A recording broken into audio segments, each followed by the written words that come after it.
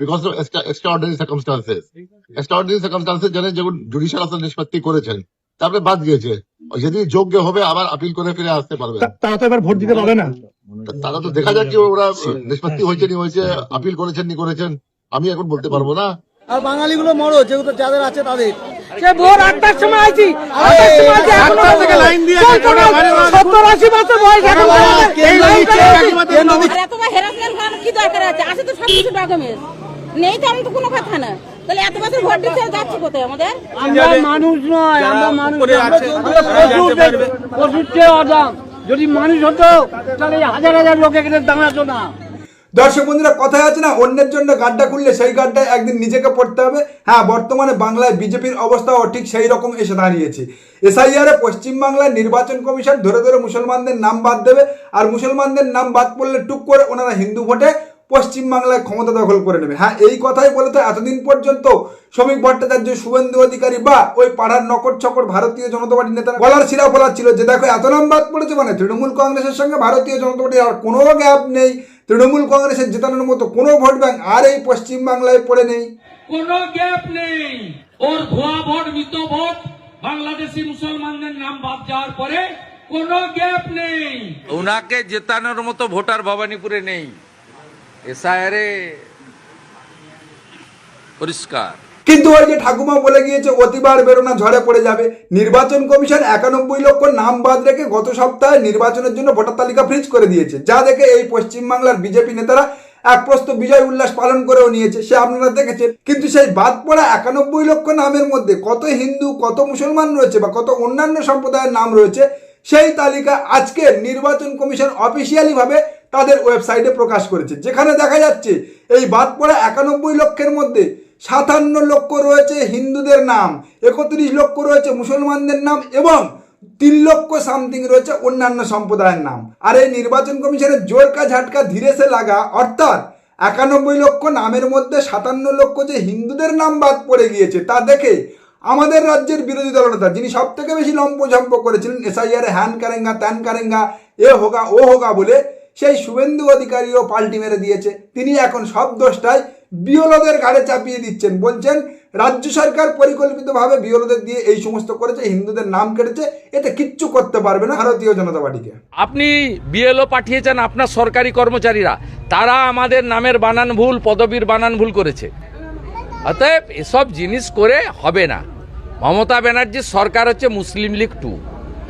যারা মুসলিম লীগকে চান তারা জোড়া ফুলে ভোট দেবেন, যারা মুসলিম লীগকে হাঁটাতে চান তারা পদ্ম ফুলে ভোট দেবেন। দেখুন, ভারতীয় জনতা পার্টির নেতাদের যখন সুতো শেষ হয়ে যায় তখন তারা একটাই রাস্তা, হিন্দু মুসলমান বেছে নেয়। আর সেখানে যদি নামটা হয় শুভেন্দু অধিকারী, তাহলে তার রক্ষে নেই। সেই কাজটাই তিনি করেছেন। তিনি যখন দেখছেন পশ্চিমবাংলার এসআইআর এর শেষ পর্যন্ত যে নাম বাদ পড়েছে সেখানের একটা বড় অংশ, অর্থাৎ বললে চলে 1/3 হিন্দুদের নাম বাদ পড়েছে, তখন তিনি সোজা রাস্তা, এই সরকার মুসলিম লীগ সরকার, এই সরকার মুসলমান তোষণের সরকার এবং এই সরকারের বিওলরা হিন্দুদের নাম কেটে দিয়েছে বলে অভিযোগ করছে। কিন্তু এই শুভেন্দুবাবুর এক ঘাট ওপরে উঠে আমাদের দিলুদা কার্পেন্টার মিস্ত্রি, তিনি এই 91 লক্ষ নাম বাদ পড়া নিয়ে যে বক্তব্য রেখেছে, তাতে এই পশ্চিমবাংলায় এই নির্বাচনে যে দোদুল্যমান মমতা বিরোধী ভোট ভারতীয় জনতা পার্টির দিকে ঝুঁকছিল, সেই দোদুল্যমান ভারতীয় জনতা পার্টির দিকে ঝুঁকে থাকা হিন্দু ভোটে বস্তা বস্তা গ্যামাক্সিন ঢেলে দিয়েছে। যত জল ছিল নিংড়ে দিয়েছে নির্বাচন কমিশন। 90 লাখ গেছে, আরো 10, 12, 15 লাখ যাবে। এই যে দেশদ্রোহী দেশ বিরোধীদের বিদায় হয়েছে, এই যে দেশদ্রোহী দেশ বিরোধীদের বিদায় হয়েছে, এই যে দেশদ্রোহী দেশ বিরোধীদের বিদায় হয়েছে, এর জন্য ভারতবর্ষে সারা দেশে যে পরিবর্তনের ঢেউ, উন্নয়নের ঢেউ, সেটা এবারে পশ্চিমবাংলায় লাগবে। ভাবুন তাহলে, এসআইআর যে 91 লক্ষ পশ্চিমবাংলার বাঙালির নাম বাদ পড়েছে, তারা নাকি দেশদ্রোহী। কে বলছে? ভারতীয় জনতা পার্টির গরুর দুধে সোনা পাওয়া কার্পেন্টার মিস্ত্রির টেবিল কাঁপানো নেতা দিলীপ ঘোষ। এই জানোয়ারটা এতদিন ভিজে বেড়ালের মতো চুপ করেছিল, দল একটু স্পেস বা জায়গা ছাড়াতে আবার নোকদাঁত বার করতে শুরু করেছে। কিন্তু ও ভুলে গিয়েছে পশ্চিমবাংলার বাঙালি যুগে যুগে সেই জানোয়ারদের সঠিক পথে এনেছে, যারা এই পশ্চিমবাংলার বাঙালিকে অপমান করেছে। পশ্চিমবাংলার এসআইআর যে 91 লক্ষ নাম বাদ পড়েছে, তার মধ্যে যেখানে দেখা যাচ্ছে 57 লক্ষ হিন্দু রয়েছে, সেই 57 লক্ষ হিন্দুদেরকেও দেশদ্রোহী বলছে। কারণ ভারতীয় জনতা পার্টির মতো একটা সাম্প্রদায়িক দলের চোখে তো মুসলমান সম্প্রদায়ের দেশদ্রোহী সারা জীবনই আমরা জানি, কিন্তু এই পশ্চিমবাংলার এসআইআর যে একটা বড় অংশের 1/3 হিন্দুর নাম বাদ পড়েছে, সেই হিন্দুদেরও উনি দেশদ্রোহী তকমা লাগিয়ে দিচ্ছে। হ্যাঁ, বাংলার বাঙালি জাগুন দেখুন, কারণ আপনারা যাদেরকে আপনাদের মাসিয়া ভাবেন, যাদের দলে নাকি আপনাদের হিন্দু হৃদয় সম্রাট রয়েছে, যারা নাকি হিন্দুদের পার্টি, হিন্দু রিতমে কাম করেগা বলে স্লোগান দেয়, সেই ভারতীয় জনতা পার্টির নেতারা আজকের আপনাদের নাম বাদ পড়াতে আপনাদেরকে দেশদ্রোহী তকমা লাগিয়ে দিচ্ছে। তাই যদি মেরুদণ্ড সোজা থাকে আর যদি কোনোভাবে এই ট্রাইব্যুনাল থেকে নাম ভোটার তালিকায় আগামী দিনে উঠে যায়, তাহলে ভোটের লাইনে দাঁড়িয়ে এই জুমলা বা জানোয়ার পার্টি ও এই জানোয়ার নেতাদের সঠিক জবাবটা যেন এই বাংলার বাঙালি বুঝিয়ে দেয়। কারণ এই জানোয়ারদের বিষ দাঁতটা যদি এই নির্বাচনে না ভাঙা যায়, তাহলে আগামী দিনে এরা আরো ফোনা তুলবে, আরো ফোঁস করবে।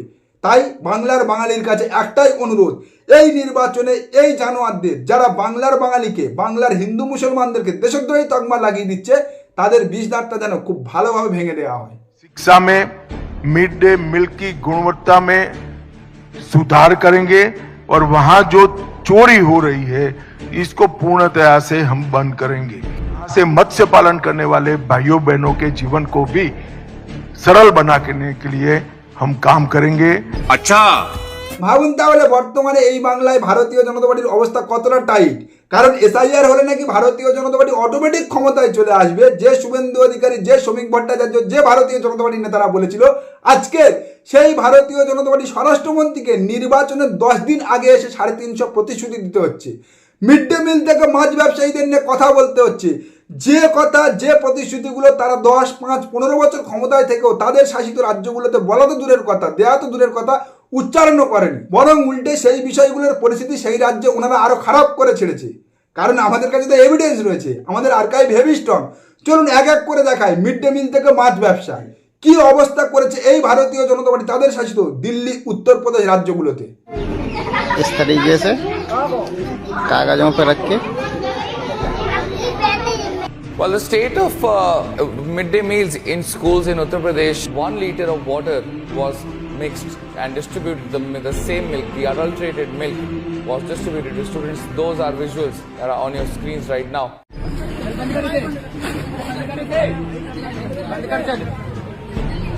कोई मीट नहीं बिकना चाहिए। खुला मांस मछली की बिक्री कहीं न कहीं मेरे पवित्र भावनाओं को प्रदूषित करता है। হ্যাঁ, এই হচ্ছে উত্তরপ্রদেশের মিড ডে মিলের অবস্থা, যেখানে গত 10 বছর ভারতীয় জনতা পার্টি সরকার রয়েছে। আর দিল্লি ও বিহারে ক্ষমতায় আসার পর ভারতীয় জনতা পার্টি মাছ ব্যবসায়ীদের কি হাল করেছে সেই চিত্র আপনাদের পরপর দেখালাম। আর এই ভারতীয় জনতা পার্টি এই পশ্চিমবাংলায় নাকি ক্ষমতায় এলে মিড ডে মিল শোধরাবে, মাছ ব্যবসায়ীদের পাশে থাকবে, প্রতিশ্রুতি দিচ্ছে। হ্যাঁ, ঠিক যেমনটাই প্রতিশ্রুতি ওনারা বিহার নির্বাচনের আগে মা বোনেদের দিয়েছিল 10,000 করে টাকা তাদের অ্যাকাউন্টে পাঠিয়ে। मौजूद हूँ जाले विधानसभा क्षेत्र अंतर्गत अहियारी गोट गांव में, अहियारी दक्षिणी में।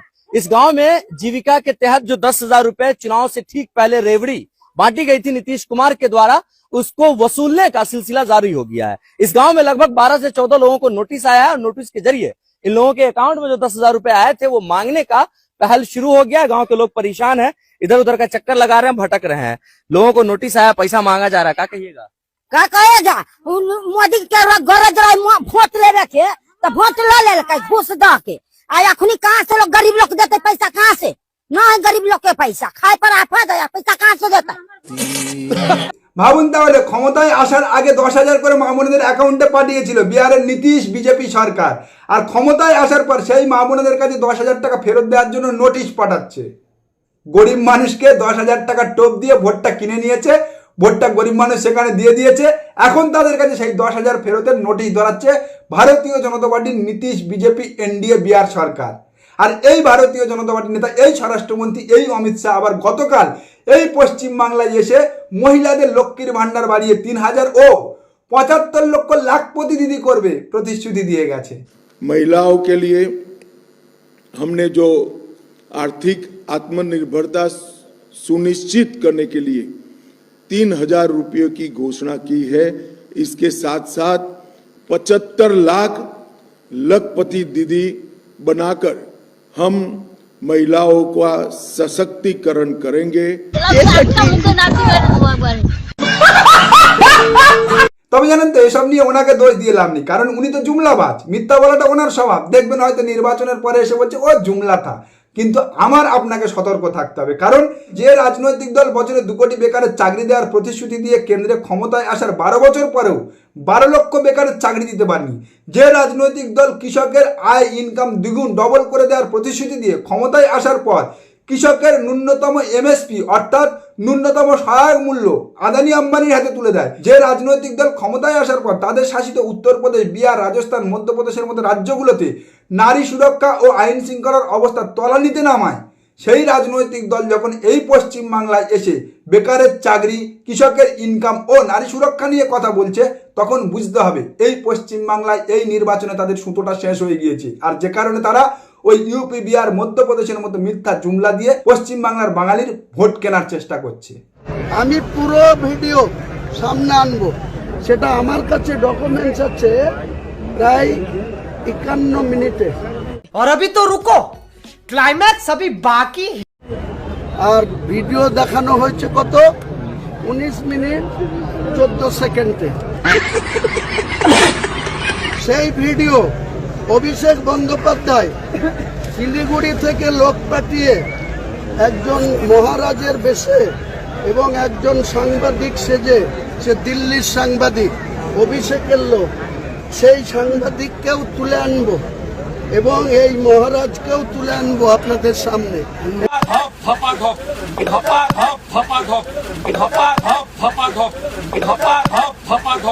আর এই আরেকজন প্রথমে বললো ওটা এআই ভিডিও, তারপরে বললো না আংশিক সত্যতা আছে, ভিডিওর মধ্যে আংশিক সত্যতা আছে, এখন বলছে 51 মিনিটের ভিডিও কেন 19 মিনিট দেখানো হলো।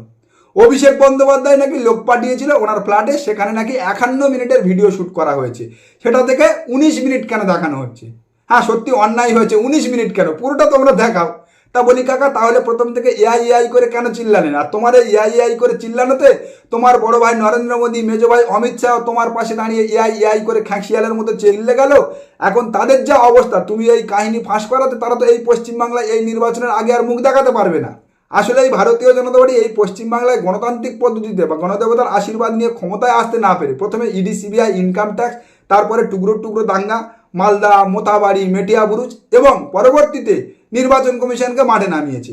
সবটাই তাদের ব্যর্থ হয়েছে, সব অস্ত্র ভোঁতা হয়ে গিয়েছে। পড়েছিল কেবলমাত্র হুমায়ুন কবির, যাকে দিয়ে মুসলমান ভোট ভেঙে তারা ভেবেছিল এই পশ্চিমবাংলায় এই নির্বাচনে ভেড়ি উল্টে যাবে। কিন্তু সেই পড়ে থাকা শেষ সম্বল হুমায়ুন কবিরও গতকাল যেভাবে তাদের মুখে সকালের পাতরাসটা ছাড়ছাড় করে ঝেড়ে দিয়েছে, তাতে এই পশ্চিমবাংলায় এই ভারতীয় জনতা পার্টি যেটুকু ভালো ফলাফল করার সম্ভাবনা ছিল, হ্যাঁ তা বর্তমানে ওং সহায় ইতিগন্ধ পুষ্প হয়ে গিয়েছে। আর যে কারণে বলছি, শ্রমিকবাবু, শুভেন্দুবাবু বেকার গ্যাস ছড়িয়ে লাভ নেই, চাটাই গোড়াতে শুরু করেন। কারণ পশ্চিমবাংলার জনগণ আপনাদের এই কেচ্ছা, আপনাদের এই একের পর এক ব্লান্ডার দেখার পরে স্লোগান দিতে শুরু করেছে, বল হরি হরি বল, বিজেপিকে খাটে তোল।